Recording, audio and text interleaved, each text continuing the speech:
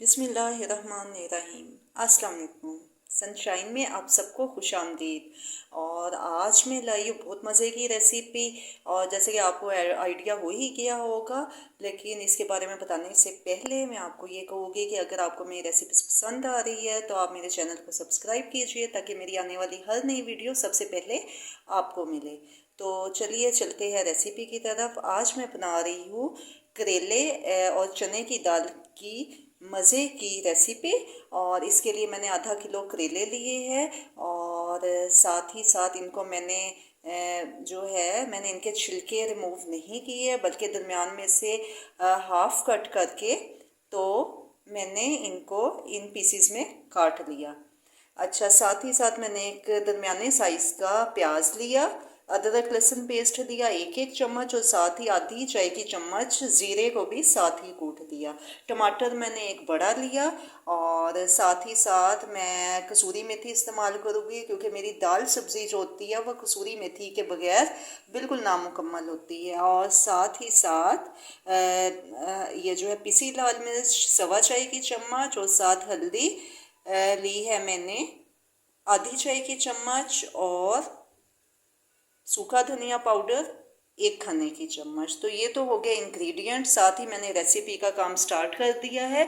चने की दाल मैंने 1 गिलास ली थी और इसको मैंने आधा घंटा जो है भिगोया है, और इसको 2 से 3 दफ़ा धो के तो फिर साफ़ पानी में इसको भिगो दिया। और अब मैंने फ्लेम ऑन कर दिया है, और साथ ही साथ इसका प्रोसीजर अब स्टार्ट होगा, बॉइलिंग पॉइंट और सारा कुछ। और इसके साथ ही मैंने जो है ये एक पतीली में पानी लिया है और इसको मैं गर्म कर रही हूँ। और क्यों गर्म कर रही हूँ इसकी वजह भी मैं आपको बताती हूँ। तो ये जो है दाल में मैं 1 खाने का चम्मच नमक डाल दूँगी उबालते हुए, और साथ ही साथ आधी चाय की चम्मच हल्दी, और ये मैंने किया। और इसको मैं मिक्स कर लूँगी।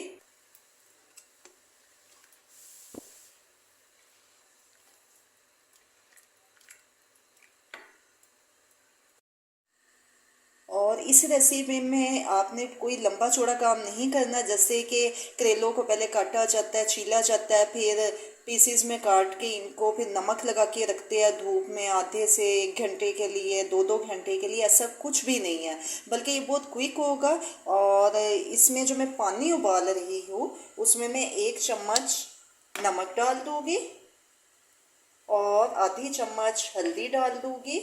और साथ ही साथ ये जो करेले हैं इनको मैं जैसे ही उबाल आएगा इस पानी को, तो ये करेलों को बीच में जो है डालूंगी, और नेक्स्ट प्रोसीजर फिर आपके साथ शेयर करूंगी।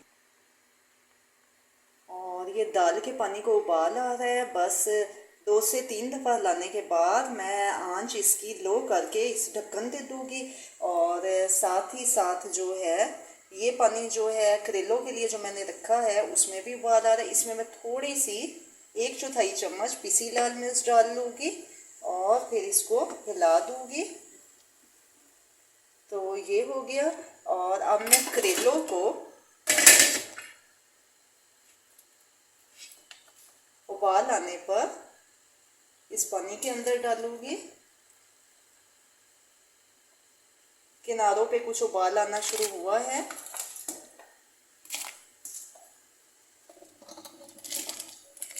तो चले, ये हो गया प्रोसीजर।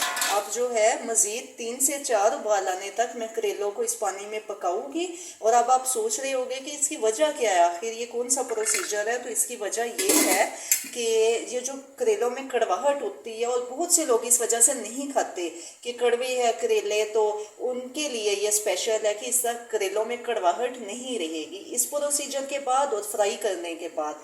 तो ये बहुत सी जो मेरी बहनें हैं उनका मसला हल हो जाएगा, क्योंकि वो इतनी मेहनत से ये सब्ज़ी बनाती है, लेकिन बाद में जो है सबसे कुछ ना कुछ उन्हें सुनना पड़ता है। और फिर ये सब्ज़ी उस शौक से भी नहीं, स्पेशली बच्चे नहीं खाते। और चले, और आप मैं ढक्कन दे दूँगी दाल वाले उस कढ़ाई पे, और उसके बाद नेक्स्ट प्रोसीजर।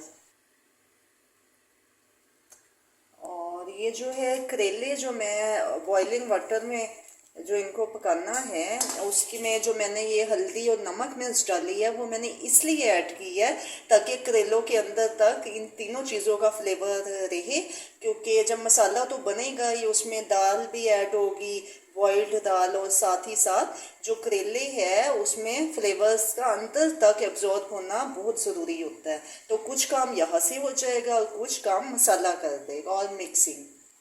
ये देखिए उबाल आना शुरू हो गया है और 3 से 4 उबाल तक हमने इसको पकाना है। इसके बाद मैं इसको छान लूँगी, पानी निकाल दूँगी इसका स्ट्रेनर में। ये देखिए करेलों को किस कदर उबाल जोश पे है, तो यहाँ पे मैं ये आंच मीडियम कर दूँगी, पहले फुल आंच थी, और साथ ही साथ मैं इसको हिला लूँगी ताकि नमक मिर्च हल्दी जो है वो एब्जॉर्ब हो करेलों में। तो ये प्रोसीजर, तो 3 से 4 उबाल आपने आने देने आराम से। और आजकल आपने बहुत ख्याल रखना है कि पानी का इंटेक ज़्यादा से ज़्यादा ले, और स्पेशली जो मेरी बहनें हैं, जो जितनी भी लेडीज़ है, इवन कि अगर मेल्स भी कुकिंग कर रहे हैं तो उनको पानी का इंटेक ज़्यादा ज़्यादा लेना चाहिए। मैं भी पानी पीऊँगी और आपने भी ड्यूरिंग कुकिंग आपने पानी पीने का ख़ास ध्यान रखना है। कम से कम 1 से 2 गिलास ज़रूर पीजिए पानी, ताकि आपकी जो है डिहाइड्रेशन का मसला ना हो, क्योंकि गर्मी बहुत ज़्यादा है और आपने इस मामले में केयर करनी है अपनी, क्योंकि अगर आप फिट है तो पूरा घर फिट है, क्योंकि जो लेडीज़ होती है उन्होंने पूरे घर को देखना होता है और ख्याल रखना होता है सबका, और खुदा ना खास्ता उनके साथ कोई मसला हो जाए, उस मसले के साथ ही उन्होंने सारे मामलात को, घर के बच्चों के और फुल फैमिली को देखना, ये सारा कुछ तमाम मामलात को साथ लेके चलना होता है। इसलिए उन्हें जो है अपनी फ्रेशनेस का और सेहत का ख्याल रखना चाहिए। तो 3 से 4 उबाल अच्छे खासे आ चुके हैं। अब मैं इसको फ्लेम ऑफ कर दूंगी और छान लूँगी छलनी में, ताकि पानी जो है निकल जाए और करेलों का पानी खुश्क हो। और ये मैंने छलनी में छान दिया करेलों को। देखिए इसका कलर कितना ज़बरदस्त आया है, हल्दी और थोड़ी सी पिसी दाल मिर्च की वजह से। तो अब मैंने चूल्हे पे फ्राइंग पैन जो है वो चढ़ा दिया। ऑयल जो है गरम करोगी और उसके बाद करेलों को फ्राई करेंगे कुछ देर में। साथ ही साथ दाल को चेक कर लेती हूँ। और एक ख्याल आपने ये रखना है कि ये जो कढ़ाई के किनारों पे दाल आ जाती है, इसको पानी लगा के ये देखिए चमचे की मदद से रिमूव कर देना है। ये जो दाल के पार्टिकल आ जाते हैं किनारों पे, ये देखें मैंने इसको भी क्लीन कर दिया। दाल को मैं ऊपर नीचे कर देती हूँ और दोबारा से मैं इस पे ढक्कन लगा दूँगी।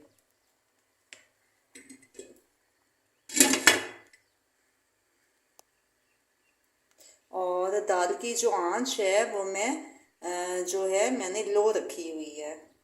मैं इसको दम से थोड़ा ज़्यादा आंच पे पका रही हूँ। दाल को ढक्कन देने के 15 मिनट बाद मैंने ढक्कन हटाया। मैं देख लूँगी कि दाल का मज़ीद कितना जो रह गया है गलने में टाइम।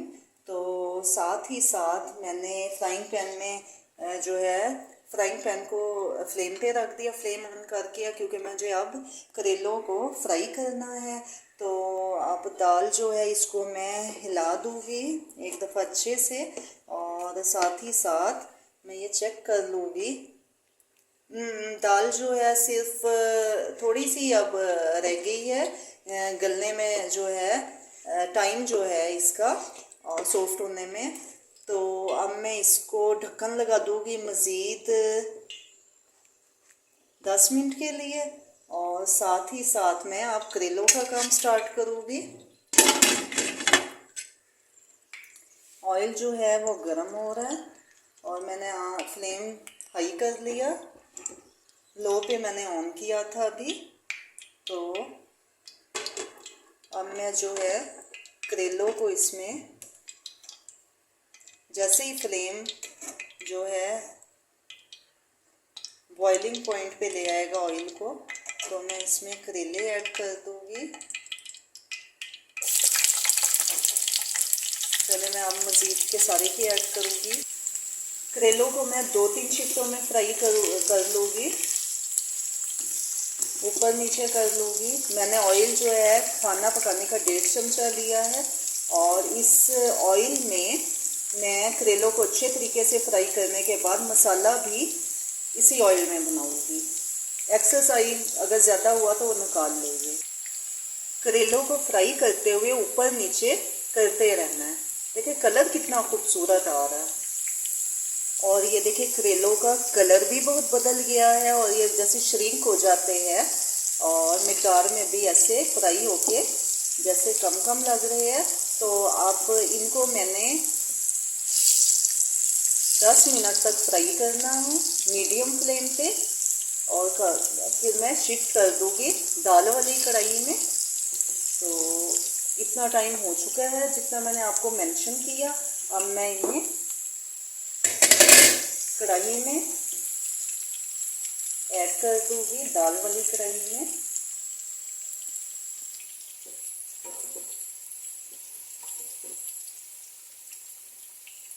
और जो बाकी का ऑयल है, बाकी के ऑयल में जो है करेले जो है बाकी के ऐड कर लूँगी। दाल में अभी पानी है, जो करेले मैंने इसमें मिक्स कर दिए हैं वो तो अब दाल के साथ ही पकेंगे और 8 से 10 मिनट तक ये जो अगला मैंने चक्कर डाला है तो वो उन करेलों को भी बीच में ऐड कर लेंगे।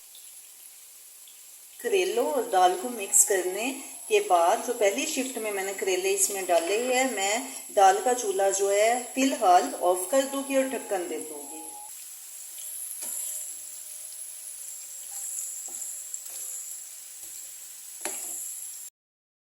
एक्चुअली मेरे साथ भी यही मसला है कि अगर मुझे पसंद है थोड़े करेलों में जो कड़वाहट होती है वो हो तो मुझे अच्छा लगता है, यानी मैं चपाती के साथ बहुत मज़े से खाती हूँ।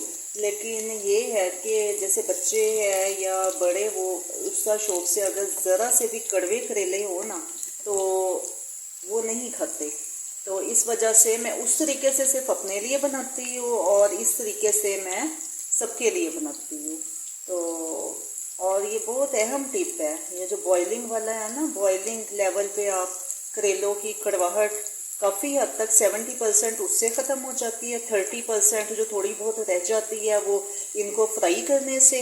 तो आई थिंक बहुत सी लेडीज़ का मसला ये हल हो जाएगा ना कि लंबे चौड़े काम नहीं करने पड़ेंगे कि पहले नमक लगाओ फिर रखो धूप में, उसके बाद अच्छे तरीके से धो निचोड़ो। तो वो काफ़ी ज़्यादा उसमें एनर्जी लेवल भी बहुत डाउन हो जाता है और फिर करेलों की ये रेसिपी बहुत ज़्यादा लंबी लगने लग जाती है तो और मुश्किल लगने लग जाती है कि वो इतना लंबा काम। तो ये काम भी आपका वो जो टाइम होता है ना वो भी बच जाता है, इसमें सेव होता है टाइम। तो इंशाल्लाह आइंदा से आप बनाएंगे तो इस तरह आपका टाइम भी बचेगा और एनर्जी लेवल भी अच्छा रहेगा। साथ साथ कुकिंग के दौरान आप कुछ ना कुछ फ्रूट्स या कच्ची सब्जियां सैलड में जो यूज़ होती है, क्यूकम्बर और टोमेटोस, ऐसी चीज़ें खाते रहा करें ना, क्योंकि जूसी भी होते हैं और पानी की कमी को पूरा भी करती है ये चीज़ें। तो मेरा बस ऑलमोस्ट हो गया ये काम। तो अब भी मैंने 8 से 10 मिनट तक इसको फ्राई कर लिया है। अब मैं दाल वाला जो है कढ़ाई उसमें इसको शिफ्ट कर दूंगी और इसी ऑयल में जो ऑयल बचेगा तो मसाला बनाएंगे। बाकी के करेले जो मैंने फ्राई किए वो भी मैंने जो है शिफ्ट कर दिया दाल के साथ। दाल का चूल्हा मैंने आपको बताया था कि मैंने उसको ऑफ किया हुआ क्योंकि दाल भी रेडी है, करेले भी तकरीबन रेडी है। दम टाइम में तो बाद में देखेंगे जो कमी पेशी हुई। तो देखिए वो जो ऑयल अभी भी 1 चमचे जितना बच गया, पकाने के चमचे जितना। तो इसमें मैं प्याज ऐड कर दूंगी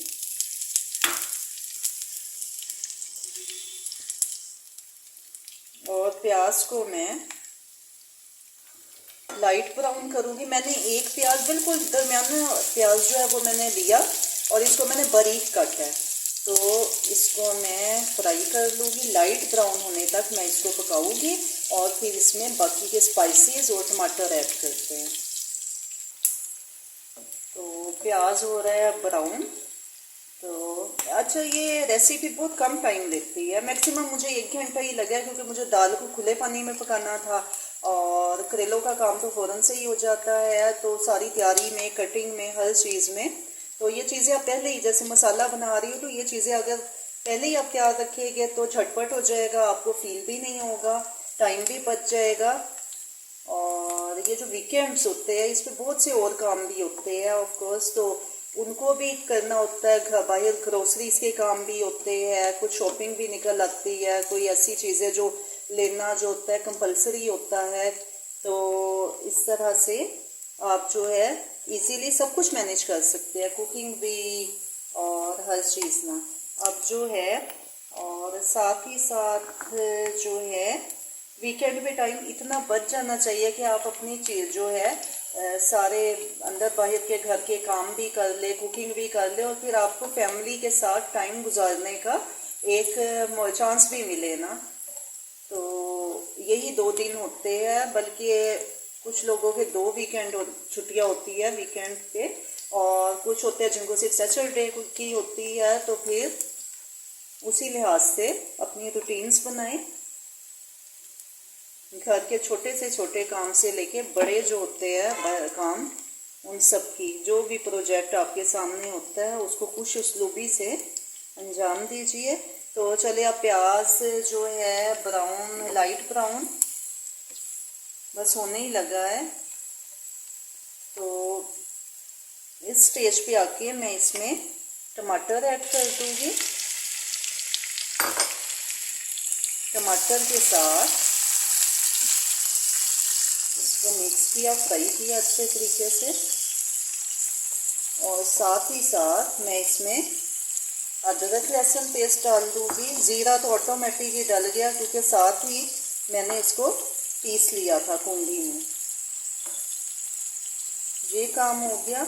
और लहसुन जो है और अदरक ये बहुत ज़रूरी होता है ग्रोथ एज में, बच्चों की, बड़ों के लिए भी बहुत, क्योंकि सिर्फ बच्चों की तो ग्रोथ एज होती ही होती है, लेकिन जो आजकल की ग़िज़ाएँ है या खालिश चीज़ें नहीं मिल रही है, तो उस वजह से जो बड़े हैं ना उनके भी हड्डियों के बहुत से मसले, जोड़ों के मसले, ये सारी चीज़ें होती है। तो अपनी डाइट में इन चीज़ों को, छोटी छोटी चीज़ों को ऐड करेंगे तो बड़े बड़े मसाइल से आप बच सकते हैं। बहुत अच्छी खुशबू आ रही है लहसुन की, ज़ीरे की, अदरक की, और साथ ही मैं पिसी लाल मिर्च और हल्दी मैंने ऐड कर ली। नमक अभी मैं फ़िलहाल ऐड नहीं करूँगी क्योंकि मैंने दाल में अलहदा से 1 चम्मच नमक डाला था और करेलों में भी मैंने डाला था, तो फिर जो कमी बेशी होगी जब मिक्सिंग होगी तो उसमें पूरी हो जाएगी।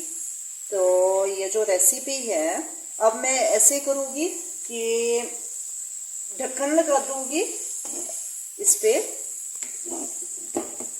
फ्राइंग पैन पे ढक्कन दे दूँगी, और जो है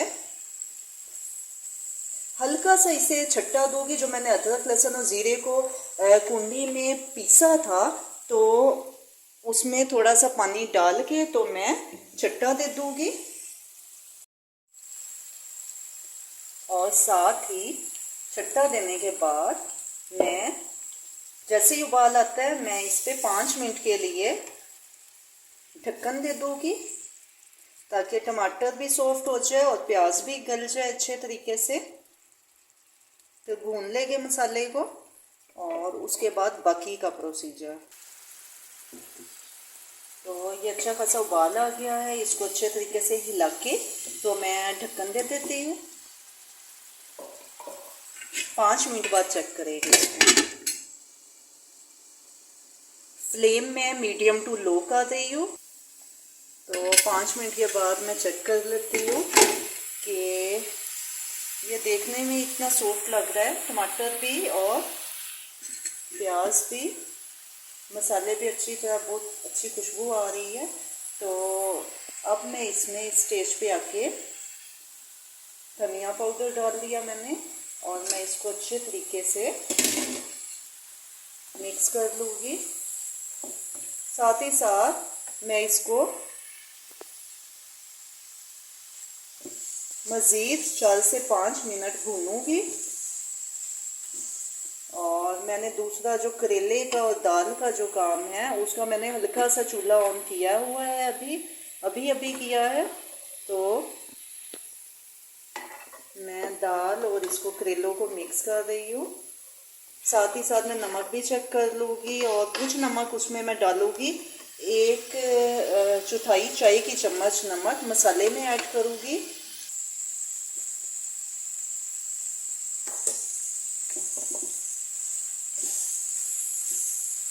सॉल्ट इसमें मिक्स कर लिया मैंने करेले दाल में चखा है, बहुत ज़बरदस्त उसमें है, पूरा पूरा है उन दोनों के हिसाब से।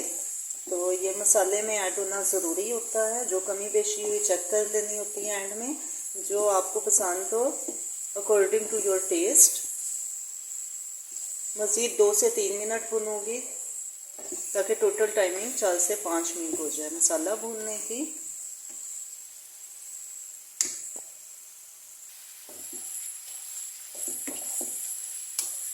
थोड़ा स्पैचुला से इसको, चमचे से इसको लेवल कर देना है। अच्छी शक्ल है इसकी। तो अब 4 से 5 मिनट मैंने भून लिया है। तो अब मैं इसको ऐड कर दूंगी दाल और करेलों में। तो ये प्रोसीजर होगा। टमाटर इसमें थोड़ा जो है